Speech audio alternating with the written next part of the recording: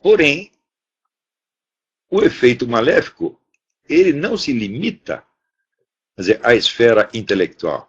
Não se limita a destruir a inteligência da garotada. Nós sabemos que o Brasil é hoje o país onde mais cresce o consumo de drogas na América Latina. Em todo lugar, os governos estão conseguindo diminuir o consumo de drogas. No Brasil, aumenta.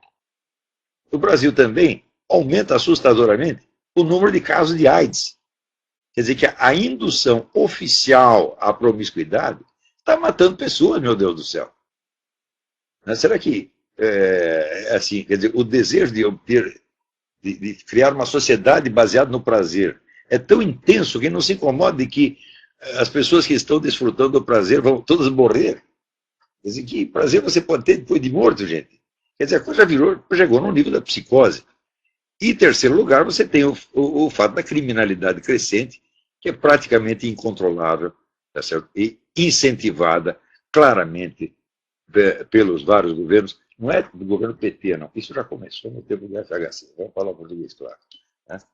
Então, foi no tempo do FHC que começou, por exemplo, a promoção do Comando Vermelho, com o lançamento do livro Um contra Mil, do William Lima da Silva, que era o comandante do Comando Vermelho, chefe do Comando Vermelho, promovido e badalado pela OAB, pela Associação Brasileira de Imprensa e assim por diante. Então, este apoio não muito velado ao crescimento do banditismo, ele vem, evidentemente, de ideias que entraram no Brasil, essa sim através da escola de Frankfurt, sobretudo do Herbert Marcuse, de que a classe revolucionária não se constituía do proletariado, porque o proletariado tinha prosperado no capitalismo e se corrompido, mas se constituía, assim, dos marginais, prostitutas, bandidos, etc., e, paradoxalmente, estudantes. Talvez vocês não saibam, a importância desse Herbert Marcuse no mundo, a influência que esse sujeito deixou hoje, é um autor que não se lê mais, mas as suas ideias ficaram. E esta ideia, vamos dizer, do potencial revolucionário da criminalidade, entrou tão fundo no Brasil que ela virou praticamente doutrina oficial. Nós temos hoje um monte de leis que favorecem abertamente o criminoso, atam as mãos da polícia, da autoridade e do próprio povo. Né? Se o povo reage contra um assalto, tal, então a vítima é que vai ser presa e processada. Nós sabemos que isso é assim. E isso não é uma exceção, isso é uma regra geral. Para vocês terem ideia do que é Herbert Marcuse, e vocês terem ideia da penetração dessas coisas no Ocidente, vocês dizem, o primeiro serviço secreto que os Estados Unidos tiveram para operar no exterior, eles não tinham, hoje nós sabemos que existe a CIA, etc. Mas até a Segunda Guerra, os Estados Unidos não tinham nenhum serviço secreto operando no exterior. Então eles criaram o OSS, Organização de Serviço Secreto, que foi a primeira versão da CIA. Vocês sabem quem era o representante disso na Alemanha? Herbert Marcuse e a Escola de Frankfurt. Isso quer dizer que os espiões americanos que estavam atuando na Alemanha estavam sob o comando da Escola de Frankfurt e, pessoalmente, do Sr. Herbert Marcuse, cuja preocupação maior não era propriamente a guerra, mas impedir por todos os meios que, terminada a guerra, sujeitos antinazistas que fossem também anticomunistas chegassem ao poder. Eles fizeram tudo o que podiam para isso. Mas participaram, vamos dizer, ativamente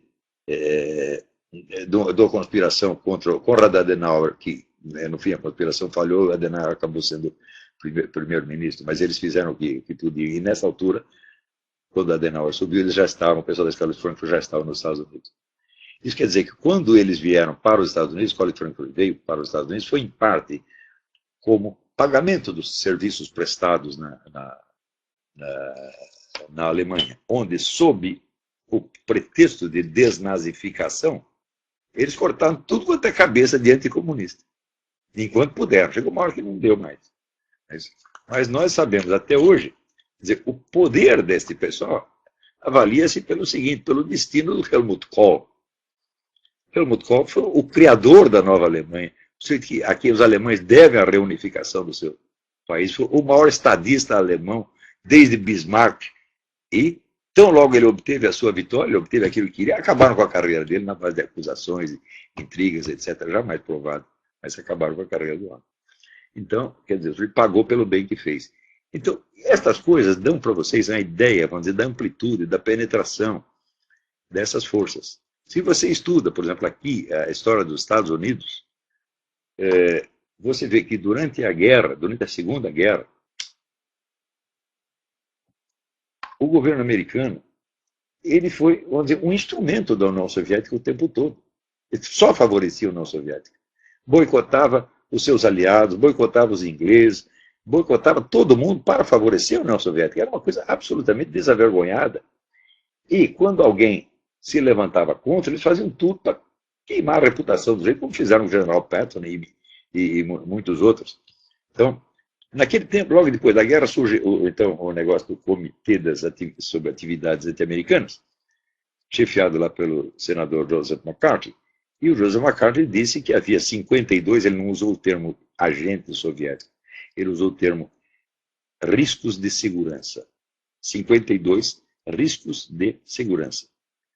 Por causa de ter falado em 52, foi chamado de teórico da conspiração, acabaram com a reputação dele, e o sujeito morreu, né, derrotado, bêbado, acabado. Hoje, depois da abertura de vários arquivos da Europa Oriental, nós sabemos que os agentes infiltrados no governo americano, nos altos postos do governo americano, eram mais de 1000. Tá? Inclusive Harry Hopkins, que era o presidente de fato, porque ele era o conselheiro direto do Franklin Roosevelt, numa época que Franklin Roosevelt já estava completamente PH e fazia tudo o que ele queria. E o Harry Hopkins era um agente soviético, profissional, assim como ele, muitos outros, Alger Hiss, William Dexter White, muitos outros. Então, nós podemos ver que a política exterior americana foi conduzida por Moscou durante muitos anos. E, evidentemente, os envolvidos nisso fizeram depois varrer a sujeira para baixo do tapete e conseguiram, durante 50 anos, manter isso aí ignorado da população. Só hoje é que começa a aparecer isso, graças aos documentos, né, da Tchecoslováquia, da Hungria, que começam a aparecer os nomes, as conexões, etc, etc. Então, vocês imaginam que organização que é capaz de penetrar no governo americano e determinar o rumo da política exterior americana, tomar o Brasil parece é como tomar um doce da mão de uma criança, é a coisa mais fácil. Não há resistência, você não tem sequer uma intelectualidade preparada para compreender o fenômeno, quanto mais para tomar alguma atitude contra. E, às vezes, as pessoas não têm nem mesmo a ideia do volume de estudos que elas precisariam ter para enfrentar eficazmente uma coisa dessa. Um dia, por exemplo, eu coloquei num artigo meu uma bibliografia mínima para você se informar do que é o marxismo e o movimento revolucionário nas suas várias dimensões. Aquilo é um programa de leitura para 5 anos. Ora, 5 anos não é muito para você formar um especialista nessas coisas. Só quando você diz no Brasil, as pessoas falam, mas 5 anos é muito, nós precisamos agir já. Aí eu lembro aquela frase do Goethe, é urgente ter paciência. Tem coisas que você não consegue resolver em prazo breve. E, sobretudo, você não pode enfrentar num prazo breve um projeto que já tem quase que 150 anos e que é aplicado em escala mundial. Quer dizer, a principal força do comunismo é a sua paciência. Ele não tem pressa. Né?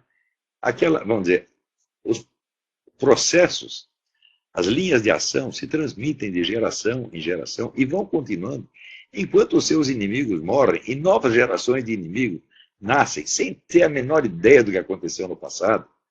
Por exemplo, no Brasil, só o fato de que as pessoas ignorem que o pessoal da esquerda já tem hegemonia e controle da mídia desde o tempo dos militares. As pessoas não têm a menor ideia disso. Elas imaginam no tempo dos militares, todo mundo aplaudia os militares, e os coitadinhos dos comunistas estavam sendo perseguidos, né? E não deixa de ser engraçado, por exemplo, quando a gente lê os livros do Hélio Gaspari, contando a história da ditadura, né, eu digo, olha, o dado mais importante no livro do Hélio Gaspari, acho que está exprimido em uma linha, né, onde ele diz que ele era um membro íntimo do círculo do general Golbery e que ele era, ao mesmo tempo, um membro do Partido Comunista. Então eu pergunto, o que estava fazendo um membro ou dirigente do Partido Comunista no círculo do Golbery? O Hélio Gaspari é evidentemente um homem mais inteligente que o general Golbery, mais inteligente que os presidentes militares todos, E assim como ele, deveria haver outras centenas de comunistas ali. Até hoje isso não foi investigado. É uma coisa incrível. Isso quer dizer que nós não conhecemos a história das gerações que nos antecederam imediatamente. Então, ficamos aí como cego em tiroteio, tá, às vezes indignado, querendo reagir e não saber por onde. Então, meu conselho é calma, gente. Vamos primeiro entender tudo. Né? Porque há coisas que você não pode combater por partes. É isso?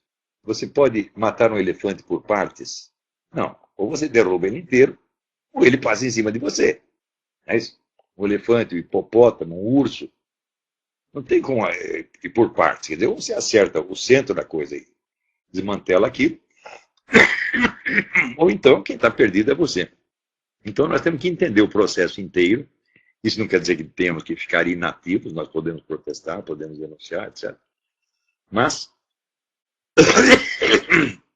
enquanto não tivermos um domínio cognitivo, um domínio intelectual do processo inteiro, nós estaremos realmente como um cego em tiroteio. Não é isso?